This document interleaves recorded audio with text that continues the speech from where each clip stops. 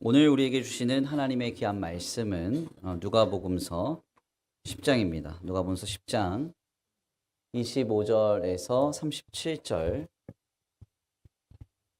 25절에서 37절입니다.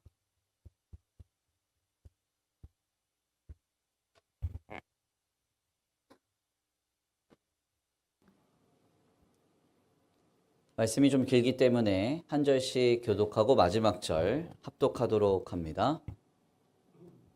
어떤 율법 교사가 일어나 예수를 시험하여 이르되 선생님, 내가 무엇을 하여야 영생을 얻으리이까? 예수께서 이르시되 율법에 무엇이라 기록되었으며 내가 어떻게 읽느냐.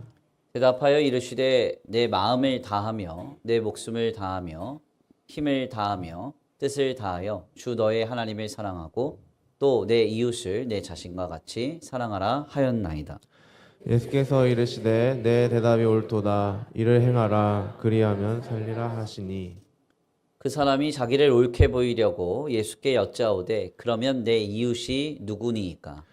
예수께서 대답하여 이르시되 어떤 사람이 예루살렘에서 여리고로 내려가다가 강도를 만나매 강도들이 그 옷을 벗기고 때려 거의 죽은 것을 버리고 갔더라. 마침 한 제사장이 그 길로 내려가다가 그를 보고 피하여 지나가고 또 이와 같이 한 레위인도 그곳에 이르러 그를 보고 피하여 지나가되 어떤 사마리아 사람은 여행하는 중 거기 이르러 그를 보고 불쌍히 여겨 가까이 가서 기름과 포도주를 그 상처에 붓고 싸매고 자기 짐승에 태워 주막으로 데리고 가서 돌보아 주니라. 그 이튿날 그가 주막 주인에게 데나리온 둘을 내어주며 이르되 이 사람을 돌보아 주라. 비용이 더 들면 내가 돌아올 때에 갚으리라 하였으니 내 생각에는 이 사람 누가 강도 만난 자의 이웃이 되겠느냐. 함께 봉독합니다. 시작. 이르되 자비를 베푼 자니이다. 예수께서 이르시되 가서 너도 이와 같이 하라 하시니라. 아멘. 할렐루야. 아멘. 할렐루야. 아멘. 오늘도 하나님이 예비하신 은혜가 있는 줄 믿습니다. 귀한 시간 하나님의 은혜로 새롭게 되시고 하나님의 귀한 말씀 가운데 힘을 얻고 변화받는 귀한 시간 되시길 간절히 축원합니다. 다 같이 믿음으로 선포하겠습니다. 다 잘 되고 있습니다. 하나님께서 하십니다. 시작. 다 잘 되고 있습니다. 하나님께서 하십니다. 아멘. 다시 한번 믿음으로 선포합니다. 주님의 긍휼로 살아납니다. 우리가 이웃이 됩시다. 시작. 주님의 긍휼로 살아납니다. 우리가 이웃이 됩시다. 아멘. 오늘도 하나님의 풍성한 은혜와 사랑을 힘입어 거룩한 예배의 자리에 오신 우리 성도들 모두에게 주님의 풍성한 은혜와 사랑으로 살아나는 생명의 역사가 가득한 복된 주일 되기를 간절히 축원합니다. 오늘은 귀한 시간 귀한 말씀을 통하여서 잘못된 질문이란 제목으로 하나님의 귀한 말씀 함께 나누고자 합니다. 제가 성경 공부 사역을 좀 감당하다 보면은 신앙의 여러 가지 어려운 난제에 관해서 질문을 받곤 합니다.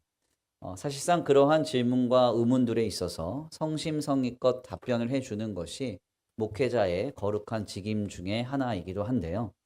물론 초대교부인 어거스틴은 악한 마귀가 주는 호기심에 빠져서 쓸데없는 질문을 하는 사람들에게 그런 질문을 하는 사람을 위해 하나님께서 태초에 지옥을 만드셨다 이렇게 말하면서 질문을 차단하기도 했습니다.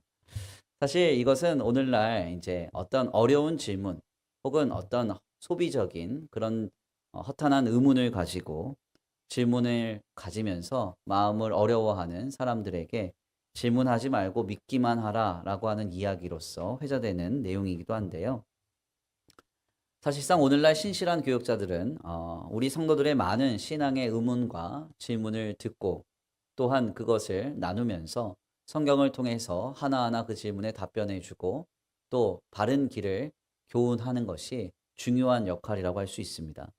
그래서 저 역시도 이 성경 공부를 하다가 너무 어려운 질문을 받곤 하면 제가 나중에 조금 더 연구하고 살펴본 뒤에 정리해서 답변을 드리겠다 하고선 정리된 내용을 카톡이나 개인적으로 전달하면서 교훈할 때가 많이 있습니다.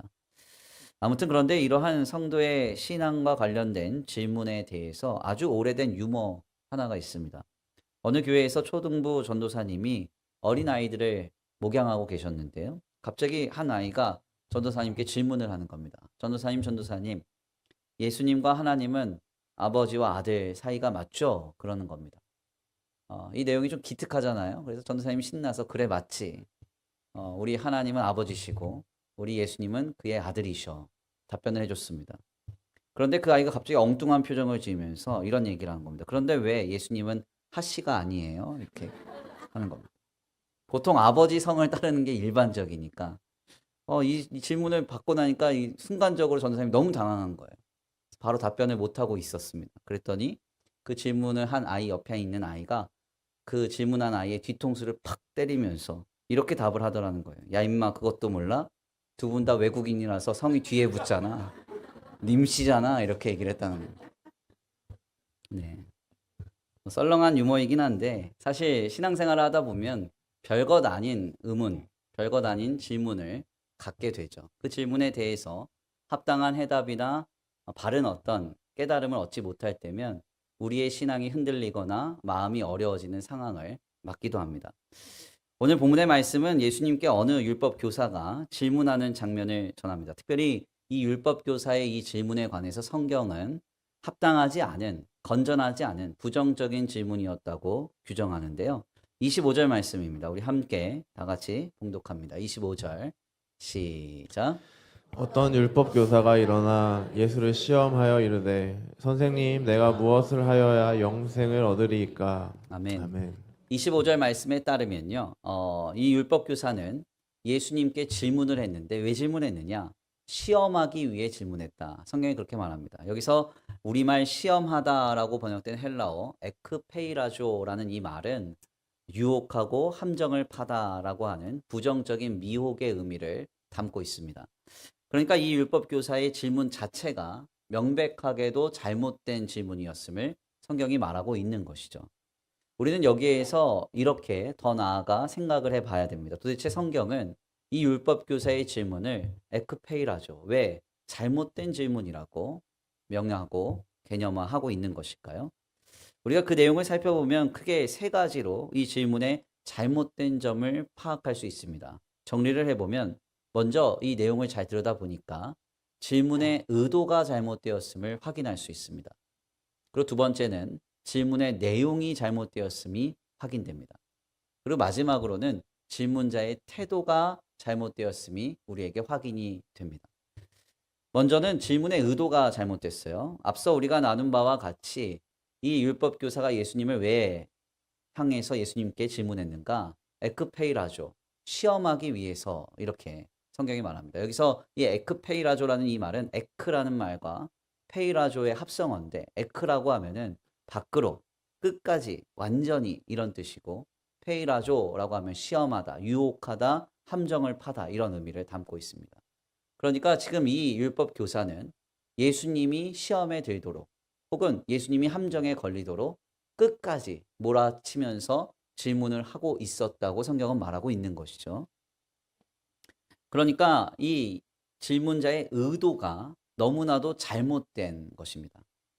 그래서 사실 내용을 잘 들여다보면 예수님과 이 율법 교사의 질문과 답변은 세 차례의 대담으로 전해지죠. 25절과 27절, 35절에서 이 율법 교사가 예수님의 말씀을 듣고 어떻게 답변했는지, 어떻게 질문했는지, 더 나아가 어떻게 반응했는지가 성경에서 나타납니다.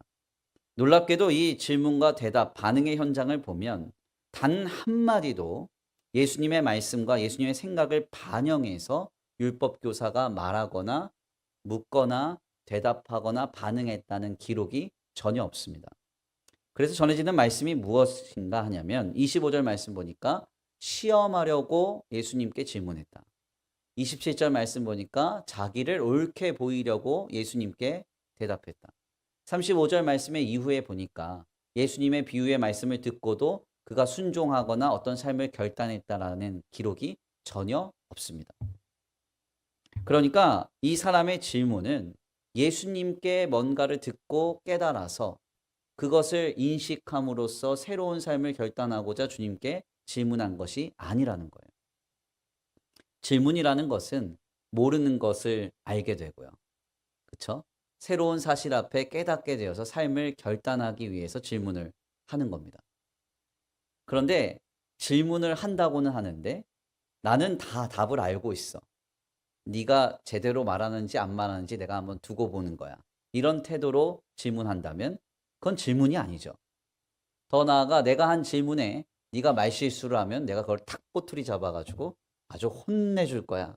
이런 마음으로 질문하고 있다면 이것은 질문이 아니라 공격과 험담에 가까운 겁니다. 그러니까 이런 것은 질문을 가장한 예수님을 향한 공격, 어떤 함정과 미혹이라고 평가가 되는 것이죠. 사실 우리의 주변에도 이런 식으로 질문하는 사람들이 간혹 있습니다. 질문을 하는데 들어보니까 아는 척 하려고 질문하는 거예요. 너 이거 알고 있니? 이러면서 질문하는 겁니다.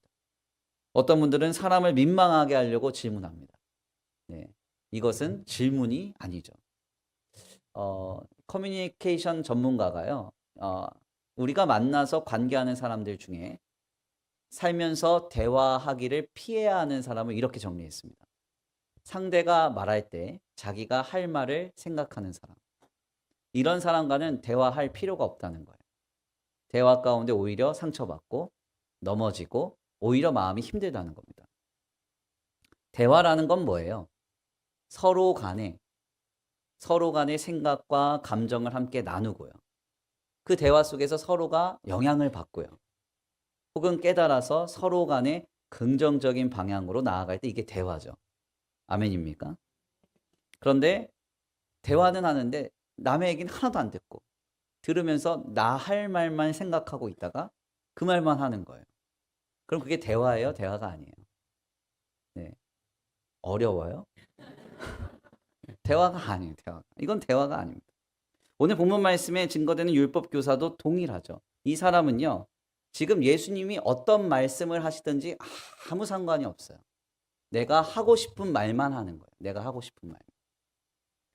결국 이 율법 교사는 예수님을 목전에 두고 주님과 대화를 나눌 수 있는, 그것도 긴 시간 동안 많은 이야기를 들을 수 있는 복된 기회를 얻었지만, 기적과 같은 은혜를 얻었지만 성경에서는 회심하지 못한 인생으로 영원히 증거가 되고 있습니다. 그 복을 놓쳐버린 것이죠.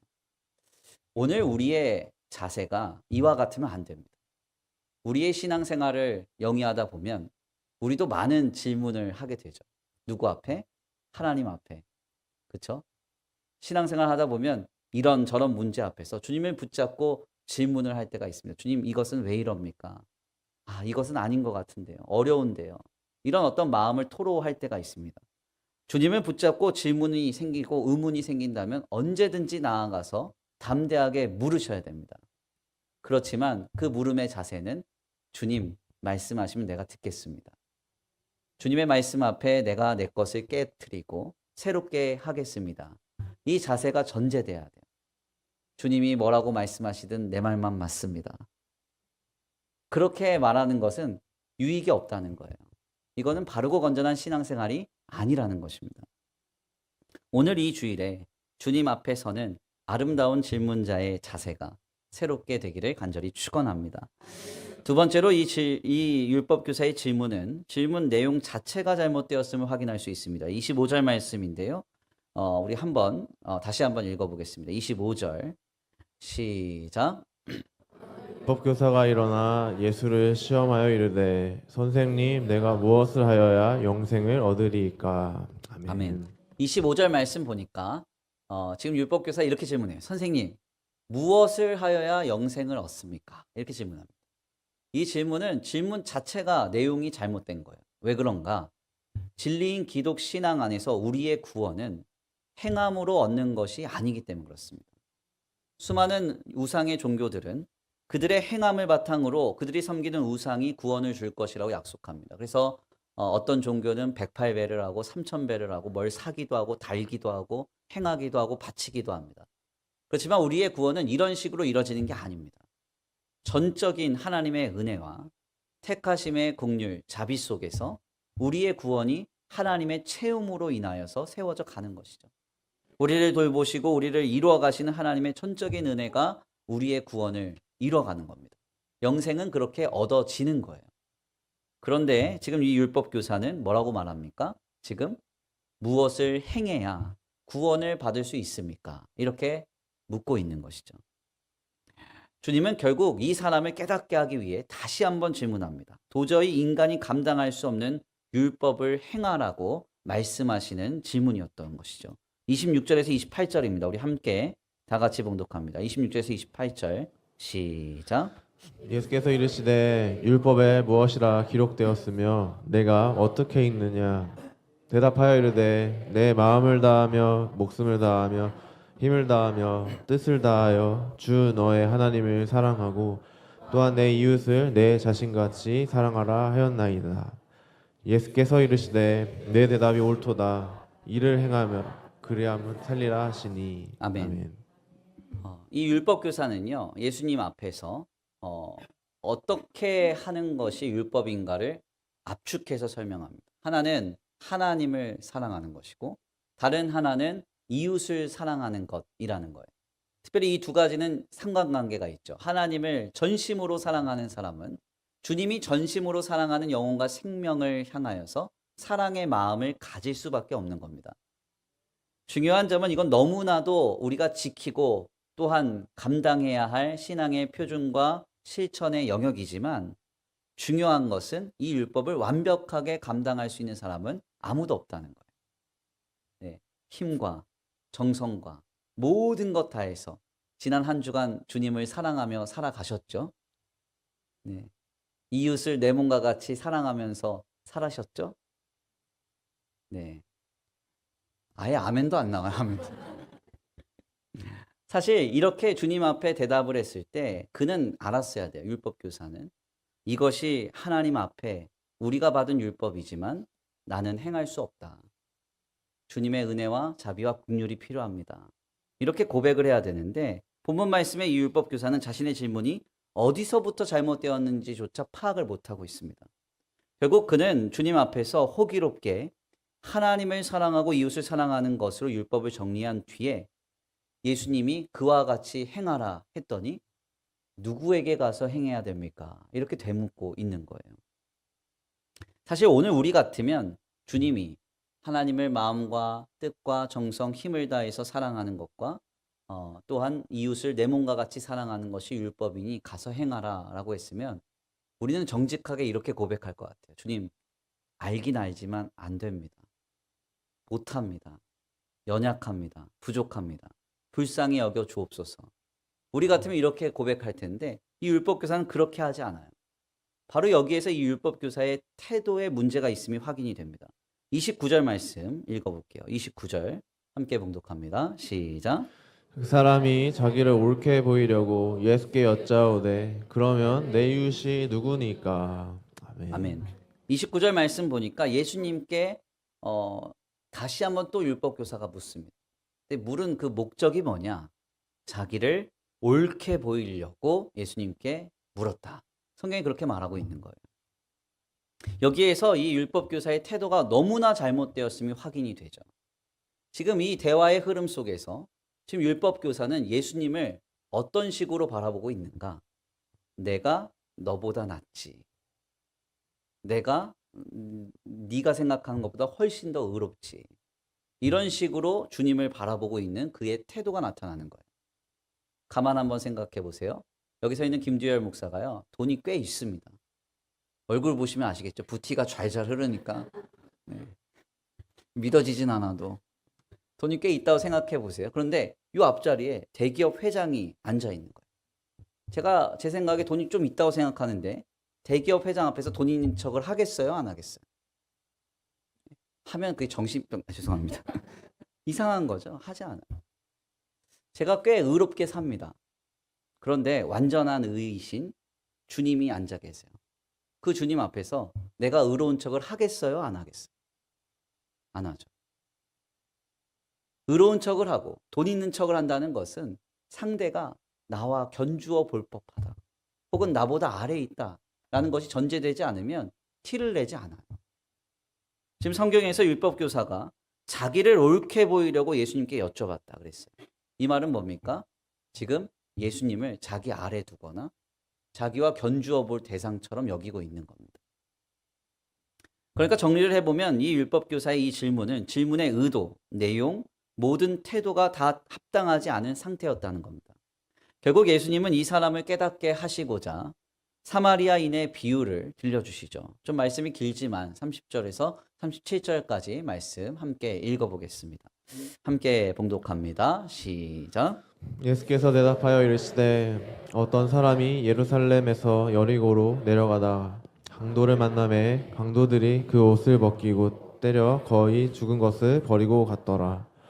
마침 한 제사장이 그 길로 내려가다가 그를 보고 피하여 지나가고 또 이와 같이 한 레위인도 그곳에 이르러 그를 보고 피하여 지나가되 어떤 사마리아 사람은 여행 중 거기 이르러 그를 보고 불쌍히 여겨 가까이 가서 기름과 포도주를 그 상처에 붓고 싸매고 자기 짐승에 태워 주막으로 데리고 가서 돌보아 주니라. 그 이튿날 그가 주막 주인에게 데나리온 둘을 내어주며 이르되 이 사람을 돌보아 주라. 비용이 더 들면 내가 돌아올 때에 갚으리라 하였으니 내 생각에는 이 세 사람 중에 누가 강도 만난 자의 이웃이 되겠느냐. 이르되 자비를 베푼 자니이다. 예수께서 이르시되 가서 너도 이와 같이 하라 하시니라. 아멘. 아멘. 사실 신앙생활에 연조가 어느 정도 되신 분들은 이 선한 사마리아인의 비유를 모르시는 분들은 거의 없습니다. 다 알고 계신 내용인데 이 내용을 간단하게 정리를 해보면 길에서 강도 만난 자를 누가 도울 것인가에 대한 이야기예요. 특별히 이 비유를 해석할 때는 두 가지의 주의점이 있습니다. 첫 번째로는 우리가 앞서 말씀을 나눈 바와 같이 이 비유의 첫 출발점이 어떤 행동을 해야 구원을 받는가, 즉 선한 사마리아인처럼 선하게 행동해야 영생 혹은 구원을 받는다는 이야기를 전하시고자 주님이 이 비유를 차용하신 것이 아니라는 점이에요. 우리가 분명하게 지금 이 대화의 첫 출발, 그러니까 이 율법교사가 예수님께 와서 어떻게 행하여야 구원을 받습니까? 했던 이 질문 자체가 잘못된 질문이라고 했잖아요. 그러니까 이 잘못된 질문에 주님이 답변을 하고 계시는데 느닷없이 선한 사마리아인처럼 선하게 행동하면 구원받는다. 주님이 그 얘기하시려고 이 비유를 말씀하신 게 당연히 아니겠죠. 그렇죠? 그러니까 이것을 우리가 행위나 공로 중심적으로 이 비유를 이해해서는 안 된다는 겁니다. 두 번째로는 이 비유를 해석할 때 주의사항이 있어요. 본문에 나타난 인물들과 각종 비유의 장치들을 알레고리적으로 해석해서는 안 된다는 겁니다. 중세의 카톨릭 교회가 이 본문을 가지고 알레고리 해석을 남겼어요. 이렇게 해석했습니다. 이 본문에서 주님이 말씀하신 강도 만난 자는 성도라는 겁니다. 자, 이 성도가 예루살렘에서 여리고로 행하죠. 예루살렘은 성전이 있는 곳이고 여리고는 대표적으로 타락된 도시입니다. 그러니까 이 여행의 여정은 성도의 타락의 여정이라는 거예요. 그리고 거기서 누굴 만나요? 강도를 만납니다. 그럼 그 타락의 여정에서 만난 강도는 누구예요? 마귀라는 거예요. 네. 그래서 어떻게 됩니까? 거의 죽게 되죠. 사망이 그에게 이릅니다. 자, 그를 살리려고 하는데 제사장과 레위인이 살릴 수 있어요? 없어요? 없죠. 자, 그래서 이 두 개념은 율법과 선지자다. 율법과 선지자로는 죽은 사람에게 생명을 줄 수 없다는 거예요.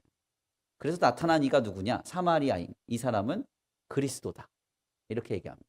이게 사마리아인이 뭘 발라줘요? 기름과 포도주로 이 사람의 상처를 회복시켜줍니다. 이게 성례라는 거고 이 사람이 머물렀던 여관은 교회라는 거예요. 꽤 그럴듯해요. 이 해석이 은혜도 돼요. 그러나 잘못된 해석입니다. 이렇게 해석하는 것은 합당하지 않죠. 뭔가 말이 맞아떨어지는 것 같은데 성경이 말하는 바는 아닙니다. 우리가 이 비유를 잘 해석하려면 이 비유가 어디에서부터 시작됐는가를 눈여겨봐야 돼요. 지금 이 비유가 전해지게 된 그 대화의 내러티브를 좀 살펴보면 분명 율법 교사는 잘못된 의도와 잘못된 질문의 내용, 잘못된 질문의 태도를 가지고 예수님께 나아가 어떻게 행하여야 구원을 받습니까? 이렇게 질문했습니다. 자, 주님께서 이 질문에 궁극적으로 어떤 답변을 내려주시고자 했겠어요? 행위로는 구원을 받을 수 없다. 네. 어려우신가 봐. 어려워요? 어렵지 않죠. 행위로는 구원을 받을 수 없다. 이 이야기를 하시려고 선한 사마리아인의 비유가 출발이 된 거예요. 그러니까 이 선한 사마리아인의 비유를 해석하려면 이 축이 늘 있어야 된다는 거예요. 행위로는 구원을 받을 수 없음을 주님이 밝히고자 하셨다는 것이죠. 그래서 예수님은 사마리아인의 비유를 통해서 제사장과 레위인을 언급하세요. 구약의 율법적 기준을 가지고 가장 잘 지키는 두 사람들도 강도를 당해서 죽어가는 사람을 살릴 수 없다는 거예요. 오히려 율법적인 기준에 상당히 불합치한 이 사마리아 사람을 통해서 죽어가는 영혼이 살아난다는 것이죠.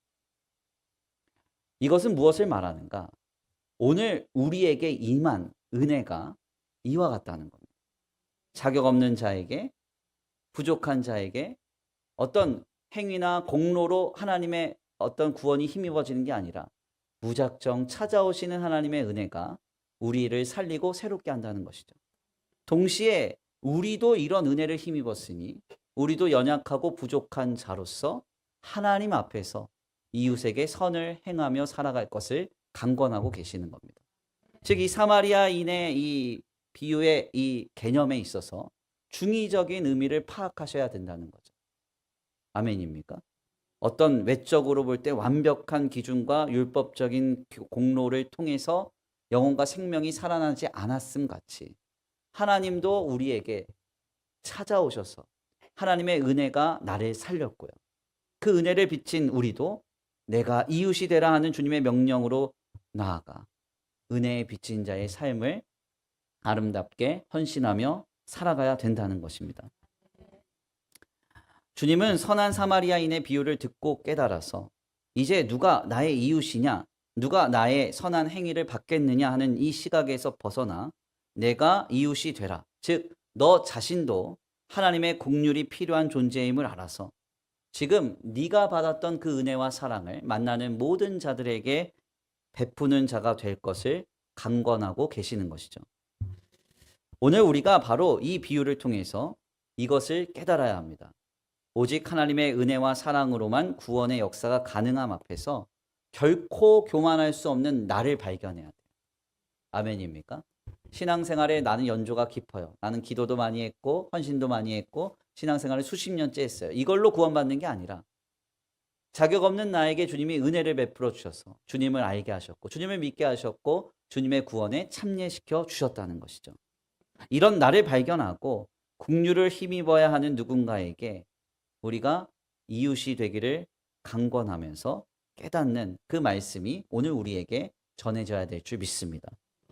특별히 오늘 본문 말씀을 제가 좀 깊이 묵상하면서 사실 이 선한 사마리아인의 비유라는 이 내용도 너무 인상적이었습니다. 그래서 그렇구나.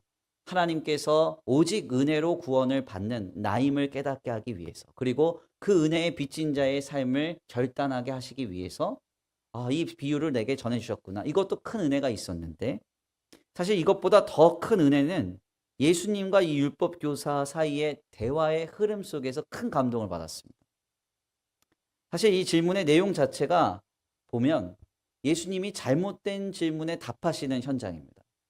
가만 생각해 보면 누군가가 내게 다가와서 잘못된 의도로, 잘못된 태도로, 잘못된 내용으로 질문을 하면 어떻게 성심성의껏 답변해 주시겠어요? 안 하시겠어요? 네. 우리 성격 같으면 쓸데없는 말 하지 말라고 절로 가라고 무시하겠죠. 그렇죠? 내가 만약에 주님이라면 정말 막 화가 나지 않겠어요? 이미 다 뻔히 보이는데. 그런데 우리 예수님은요. 이 율법 교사에게 하시는 모습이 이와 같지 않습니다. 잘못된 의도로, 잘못된 질문으로, 잘못된 태도로 자신에게 다가왔을 때에도 주님은 이 사람을 괄시하지 않으세요. 무시하지 않습니다. 오히려 그가 깨달을 때까지 그와 대화하시고 이 대화가 얼마나 길어요? 선한 사마리아인의 비유 이 긴 내용을 하나하나 설명해 주시기까지 합니다. 이것이 오늘 우리를 향한 주님의 은혜를 투영하고 있구나 깨닫게 되는 거예요. 사실 가만 생각해 보면 오늘 우리의 인생에 있어서 신앙을 영위하다 보면 우리도 율법 교사의 모습을 많이 닮아가고 있죠.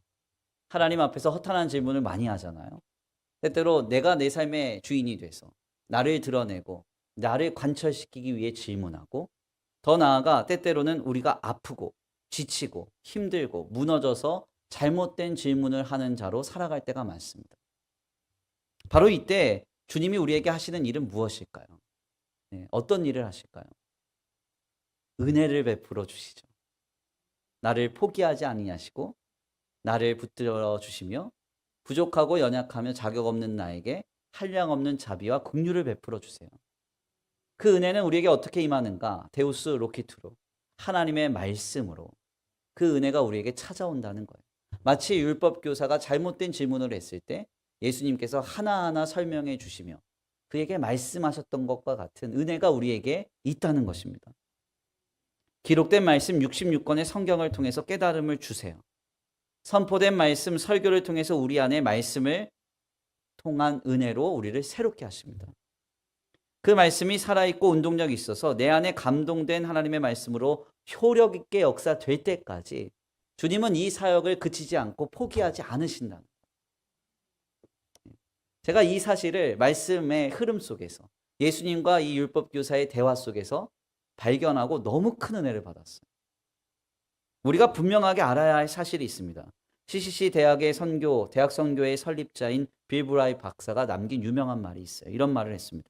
근본적으로 신앙생활, 그러니까 영적인 승리는 어려운 것이 아니라 불가능한 것이다. 신앙생활은요, 승리하기가 불가능합니다. 네, 우리 힘으로는 불가능하다. 내 능력과 내 의지, 내 고집으로는 우리의 영적인 승리는 절대 불가능합니다. 스스로가 열심을 내서 제사장같이 살아도 율법적인 기준을 완벽하게 지키는 레위인같이 살아도 우린 승리할 수 없습니다. 우리의 힘과 능력은 하나님 안에서 오직 은혜로만 우리에게 임하고 결실하는 거예요. 생명의 구원은 마치 죽은 자 같았던 우리를 찾아오사 한량없는 은혜를 베풀어 주시는 주님으로만 가능합니다. 그렇다면 그 주님의 은혜가 우리에게 어떻게 찾아오는가? 은혜의 방편이 어떤 은사를 경험하거나 특별한 기적을 경험하거나 특별한 행운과 공급을 경험하는 일로 우리에게 찾아오느냐? 그게 아닙니다. 은혜의 방편은 말씀. 하나님의 말씀이 우리에게 임하여져서 우리가 깨달아질 때까지 우리를 역동하고 우리를 깨트리고 우리를 새롭게 함으로써 우리는 그 말씀을 힘입어 새로운 삶을 결단하고 힘써 나아가게 되는 겁니다. 중요한 사실은 주님은 그 말씀의 은혜를 그치지 않으실 거라는 거예요. 잘못된 질문을 했다고 해서 무시하시거나 너 의도가 아주 못됐구나. 다시는 말씀을 하지 않겠다. 주님 그러시지 않습니다. 깨닫고 새롭게 될 때까지 하나님의 말씀을 들려주십니다. 그러므로 성도된 우리는 데우스 로키투르 하나님의 말씀을 들으며 살아가야 돼요. 하나님의 말씀이 내 안에 역동하면서 그 은혜를 누리며 살아가야 됩니다. 제가 지난 주간에 우리 일려전도회와 함께 신의 악단인지 극단인지 그거 보고 왔어요. 네. 우리 그 일려전도회가 어르신들이 많잖아요. 어르신들이 가면 되는데 누님들이 많잖아요. 네.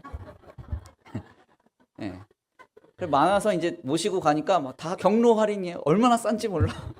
누님들인데 죄송합니다. 그래서 아주 이제 극장을 갔는데 우리 소녀처럼 좋아하시더라고요. 어머니들이 내가 언제 극장 가봤지 막 이러시면서 언제 가보셨어요? 그랬더니 접시꽃 당신이 마지막이요. 언제적 영화인지도 모르겠어요. 그래서 인상적으로 영화를 봤는데요. 뭐 찬양이 참 감동적이고 스토리가 이제 결론적으로 감동적이고 뭐 그랬습니다. 그런데 개연성은 하나도 없더라고요. 스토리 라인이 빈약해요. 뭐 텅텅 비어 있어요. 그런데 보니까 신앙의 정수는 잘 담았어요. 상실이 있어야 믿음이 생기고. 그리고 우리의 믿음은 어디서 자라는가?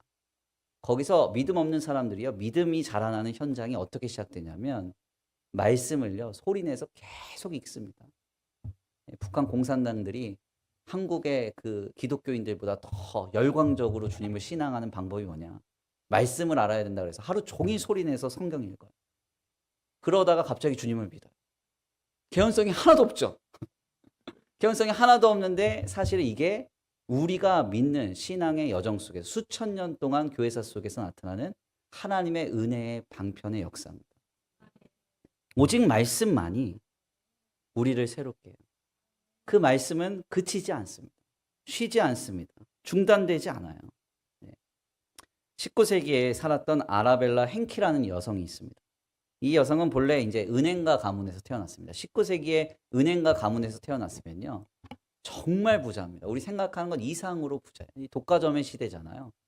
그러니까 엄청난 부자로 태어났는데 문제는 뭐냐면 그녀의 아버지인 토마스 행키가 이 윌리엄 윌버포스의 부흥 전도대에 참여를 하면서 은혜를 받습니다.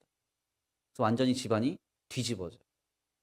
그러면서 우리 집안은 이제는 어떤 물질을 벌고 떵떵거리며 잘 살고 이런 게 아니라 우리 집안은 이제 사명의 집안이다.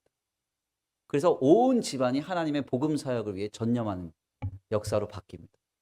그때 이 딸이 변화를 받고 이 딸도 거기에 참여를 합니다. 그래서 유복하고 편안한 삶을 뒤로하고 18살 때부터 주변의 가난한 소녀들을 모아서 신앙의 사역을 감당하기 시작해요. 그 사역이 뭐냐면 성경을 가르쳐 주는 거예요. 성경을 들려주는 거예요. 이 사역을 얼마나 했을까요? 얼마나? 네, 50년 했습니다. 50년. 50년을 넘게 이 일을 합니다. 그런데 이 사역을 하던 도중에 이 여인에게 병이 찾아와요. 아주 심각한 질병이었습니다. 그때 이 여인이 잠시 모든 사역을 내려놓을 수밖에 없었어요. 그리고 휴양하고 치료를 받는 과정 속에서 병상에서 하나님을 향한 믿음의 고백에 시를 적기 시작합니다. 어떤 시를 적었을까요? 저 같으면 주님 이러실 수 있습니까? 내 병은 언제 낫는 것입니까? 나에게 여호와의 치료하는 광선을 비추사 속히 회복시켜 주옵소서. 이런 글만 쓸 것 같은데 꽤 오랜 시간 동안 이 여인이 시를 쓰는데요. 그 시의 일부가 The Story Wanted, 듣고 싶은 이야기라는 주제로 시를 쓰고 이부는 The Story Told, 들은 이야기라는 글로써 자신의 신앙을 막 적기 시작해요. 이 시의 일부 찬송가가 오늘 우리가 예배 때 불렀던 찬송가 205장 주 예수 크신 사랑입니다. 이 찬양의 후렴이 어떻게 고백되죠? 나 항상 듣던 말씀, 나 항상 듣던 말씀, 주 예수 크신 사랑 또 들려주시오. 아멘입니까? 젊은 나이에 하나님의 말씀의 교사로 충성하다가 중병에 걸렸을 때 그녀가 찾은 게 무엇인가? 주님, 돈을 주십시오. 주님, 나 이렇게 헌신했는데 나한테 어떻게 이러실 수 있습니까? 빨리 치료해 주십시오. 빨리 낫게 해 주십시오. 영육한 건함과 성령의 충만함과 만사형통함이 임할 줄 믿습니다. 이런 게 아니었다는 거예요. 그녀가 그토록 찾고 구했던 것은 말씀이었습니다. 주 예수 크신 사랑의 말씀. 왜 이토록 그녀가 말씀을 사모했을까? 이 말씀만이 오직 우리로 모든 것을 참고 견디며 바라며 이기게 하는 유일한 힘이요 은혜인 것을 그녀가 알았기 때문입니다. 오늘 귀한 말씀을 통해서 우리는 율법 교사를 붙잡고 계속해서 말씀을 들려주시는 주님의 긍휼을 발견합니다. 행함으로가 아니라 공로로가 아니라 은혜로 찾아오셔서 긍휼을 베푸시며 끊임없이 말씀하시는 이 주님의 은혜가 오늘 우리의 은혜입니다. 이 은혜를 힘입어 우리는 살아날 것입니다. 새롭게 될 겁니다. 구원을 얻게 되리라 믿습니다. 이 주일 아침에 말씀의 은혜로 충만케 되시기를 간절히 축원합니다. 귀한 말씀의 결론을 맺겠습니다. 우리는 본문 말씀을 통해서 율법 교사의 잘못된 질문과 여기에 답변해 주시는 예수님의 대답을 듣게 됩니다. 율법 교사는 잘못된 의도와 잘못된 내용, 잘못된 태도를 가지고 예수님 앞에 나아가 질문했습니다. 우리 같으면 그냥 무시할 법도 한데 우리 주님은 이 모든 질문을 다 귀담아 들으시고 하나하나 세밀하게 답변해 주시다가 사마리아인의 비유로서 쉽게 풀어서 길게 설명도 해 주십니다. 결국 사마리아인의 비유로 이 사람을 변화시키고 새롭게 하시고자 했던 그 주님의 열심이 오늘 우리를 향한 주님의 열심인 줄 믿습니다. 주님은 늘 죄와 악으로 치닫는 우리를 향해서 잘못된 모습, 잘못된 질문, 잘못된 내용 안에서 늘 휘둘리고 이리저리로 흔들리는 우리를 향해서 데우스 로키투로 주님의 말씀 사역을 그치지 않으십니다. 기록된 말씀을 통해서 오늘도 실망하시지 않고 쉬지 않으시며 우리에게 말씀해 주시고 예배 때 설교를 통해서 우리가 깨달아질 때까지 말씀의 은혜를 베풀어 주고 계십니다. 오늘 우리가 그 은혜를 힘입어야 합니다. 아멘. 그 은혜를 힘입고 새롭게 되어서 은혜의 빚진 자로서의 삶을 결단해 가야 합니다. 한번 다시 한번 생각해 보세요. 오늘 우리에게 말씀이 들려오고 있습니까? 나를 깨트리고 나를 깨닫게 하는 그 말씀이 내게 지금 임하고 있습니까? 이 주일 아침에 내게 하나님의 말씀이 임하기를 원합니다. 우리의 마음과 생각, 삶의 자리에 새로운 방향과 새로운 결단이 나타나는 복된 주일 되기를 간절히 축원합니다. 우리 이 시간 귀한 말씀 붙잡고 함께 기도하겠습니다.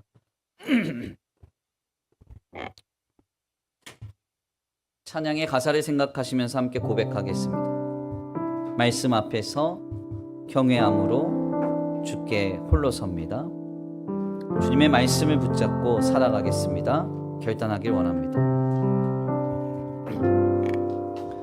말씀 앞에서 경외함으로 주께 홀로 섭니다. 생명의 말씀, 생명의 말씀 읽고 순종해 주를 예배합니다. 주를 예배합니다. 다시 한번 고백합니다. 말씀 앞에서 말씀 앞에서 경외함으로 주께 홀로 섭니다. 주께 홀로 섭니다. 아멘. 생명의 말씀 읽고 순종해 주를 예배합니다. 주를 예배합니다. 기록된 말씀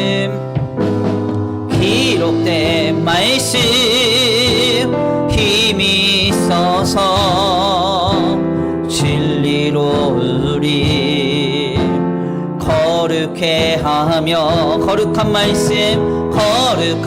말씀 세세 영원히 복음이 되어 말씀하시네. 하나님 말씀에 두려워 떠는 자, 그 말씀에 생명을 거는 자, 한 사람 찾으시는 주님의 약속을 믿어. 하나님 말씀에 운명을 거는 자, 순종하며 주 따라가는 자, 영원한 하나님 나라 이뤄갈 주의 교회여 일어나라. 다시 한번 고백합니다. 말씀 앞에서 경외함으로 주께 홀로 섭니다. 주께 홀로 섭니다. 생명의 말씀 읽고 순종합니다. 읽고 순종해 주를 예배합니다. 주를 예배합니다. 기록된 말씀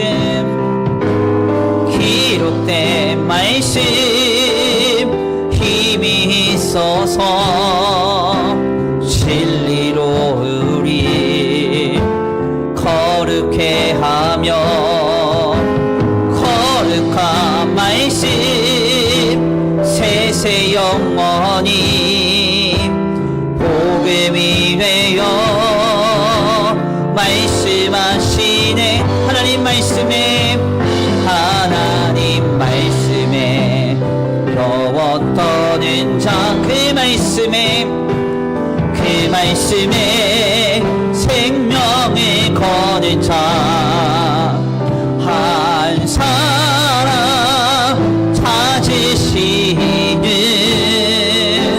주님의 약속을 믿어. 하나님 말씀에 운명을 거는 자, 순종하며 주 주 따라가는 자 영원한 하나님 나라 이뤄갈 주의 교회여 이뤄 두 손 높이 들고 마지막으로 고백합니다. 하나님 말씀에 두려워 떠는 자 아멘. 그 말씀에 생명을 거는 자 한 사람 찾으시는 주님의 약속을 믿어 하나님 말씀에 명을 거는 자 순종하며 주 따라가는 자 영원한 하나님 나라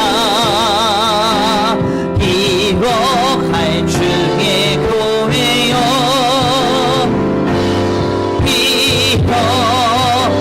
이뤄나라멘. 우리 이 시간 함께 기도하기 원합니다. 하나님, 오늘 우리를 향한 은혜를 그치지 아니하시는 주님의 귀한 모습을 말씀을 통하여 발견하게 하시니 감사합니다.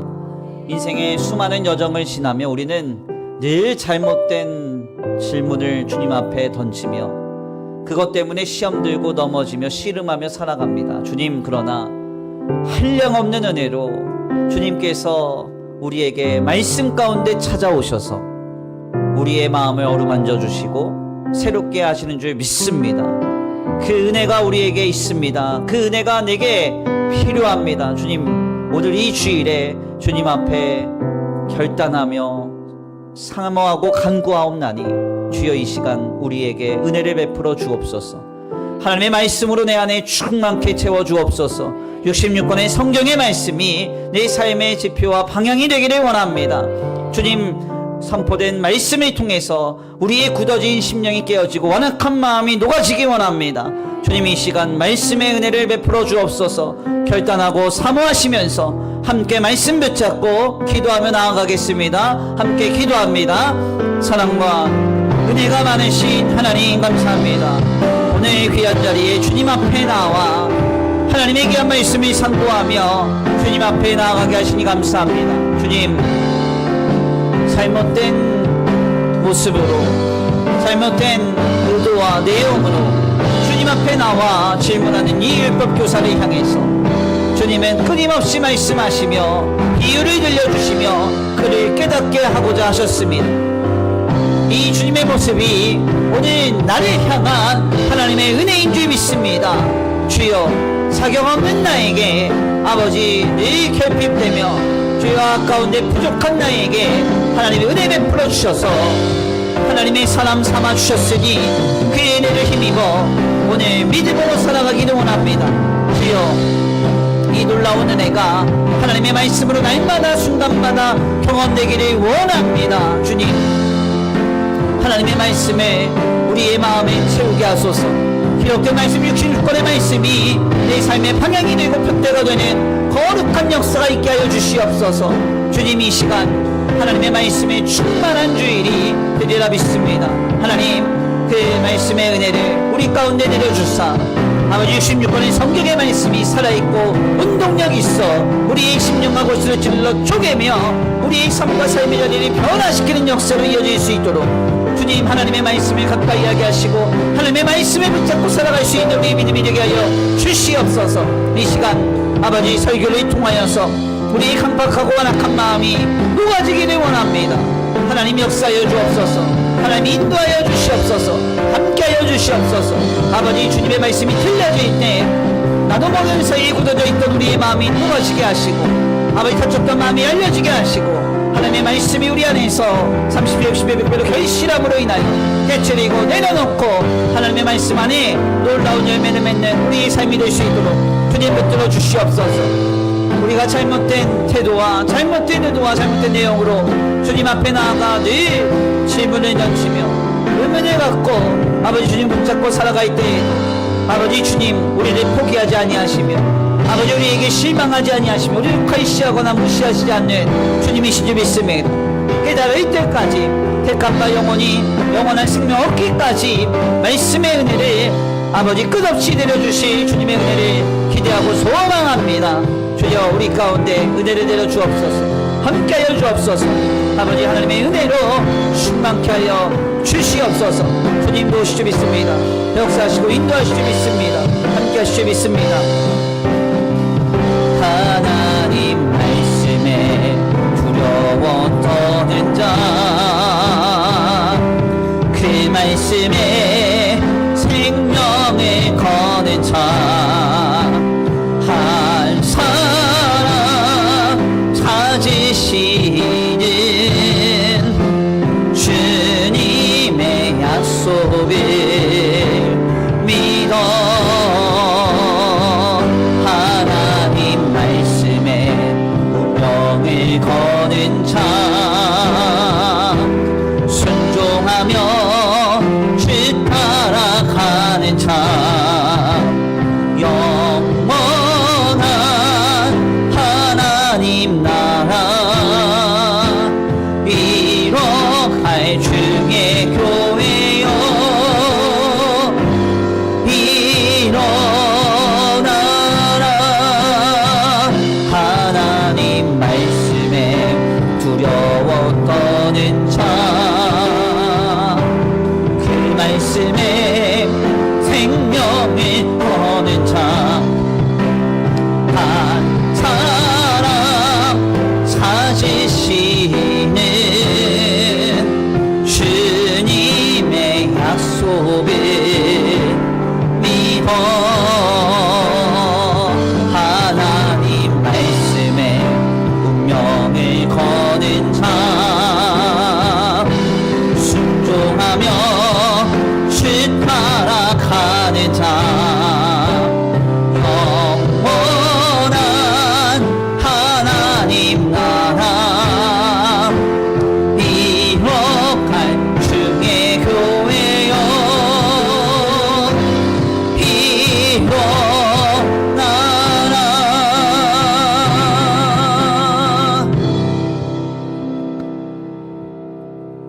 하나님 감사합니다. 귀한 시간, 귀한 자리로 주님 인도하여 주셔서 하나님의 귀한 말씀을 상고하게 하시니 감사합니다.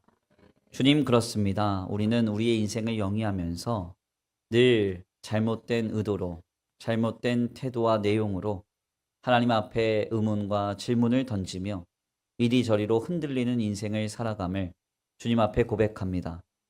그러나 주님은 우리에게 긍휼과 자비를 한량없이 베풀어 주셔서 우리에게 찾아오사 우리가 깨달을 때까지, 영원한 생명과 구원에 이를 때까지 말씀을 통하여 은혜를 베풀어 주시는 주님이심을 귀한 말씀을 통해서 깨닫게 하시니 감사합니다.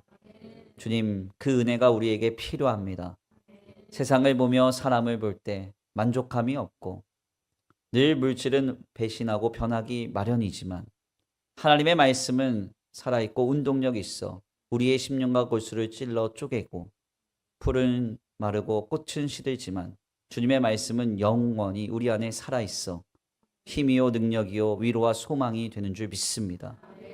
그 말씀을 힘입어 살아가기를 결단합니다. 주님, 오늘도 우리에게 기록된 말씀 66권을 통해서 풍성한 은혜를 내려 주시옵시고 선포된 말씀 설교를 통해서 우리의 완악하고 강팍한 심령이 깨어지고 녹아지는 역사가 있게 하여 주시옵소서. 주님, 하나님의 말씀으로 충만한 2026년 한 해가 되기를 원합니다. 하나님, 그래서 모든 것을 바라며 모든 것을 참으며 모든 것을 견디며 모든 것을 이길 수 있는 힘과 능력과 위로와 소망과 자유와 구원이 하나님의 말씀 가운데 우리에게 임할 수 있도록 복의 복을 내려 주시옵소서.